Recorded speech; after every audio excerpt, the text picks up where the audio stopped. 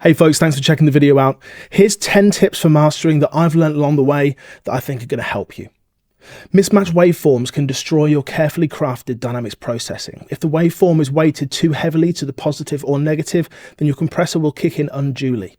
Use a phase tool to level out that imbalance and enjoy mastering with a compressor that does what it should be doing.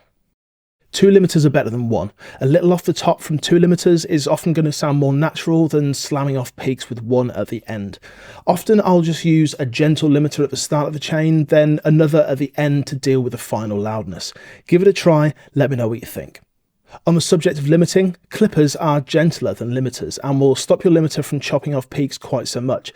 If you're dealing with a track that you want to get stupidly loud, that's okay, but be aware that limiters can kill stuff far quicker than a clipper will.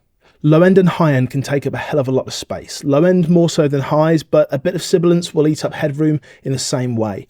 Often Deplosive from Isotope RX can help get some level back if you focus in on removing the low end where it shouldn't be.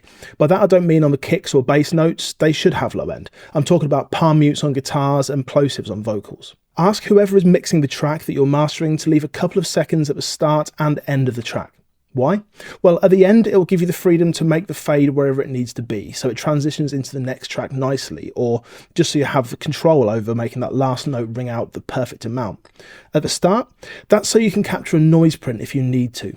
Often I'll get acoustic guitar driven tracks that have had old strings and the mixer has shoved a load of top end to counteract that. It's a decent enough call to make, but it's going to introduce noise. Give me something that is just noise and I can allow my denoise tools to capture that. And I'm going to hand you back something that sounds much more natural.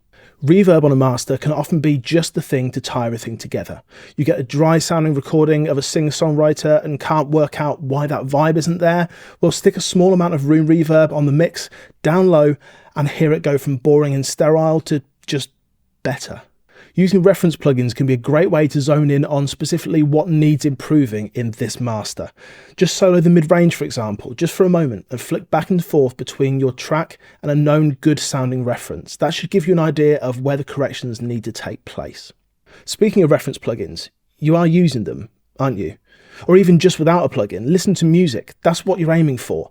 The difference between a mastering engineer with 30 years under their belt and one with 3 years, aside from technical knowledge, is that the former has listened to a hell of a lot more music and knows what they're aiming for. I know it sounds stupid, but do yourself a favour and start listening. Meters, are they important? Well, yeah, of course, but are they everything? Of course not. Meters are going to give me a gut check. They're going to give me a guide, but more often than not, I'm just checking at the start and towards the end. If you're squashing a track to -4 LUFS, I'd hope your ears are going to tell you something is wrong before the meter will. And finally, stop mastering for the lowest common denominator. Yes, MP3s are consumed, low bit rates and all. Yes, stuff is occasionally played back in mono, but this shouldn't be the benchmark. Make everything sound amazing in glorious full quality stereo first, then spare a thought for those heathens listening to the songs on the bus through the speaker of an iPhone 4.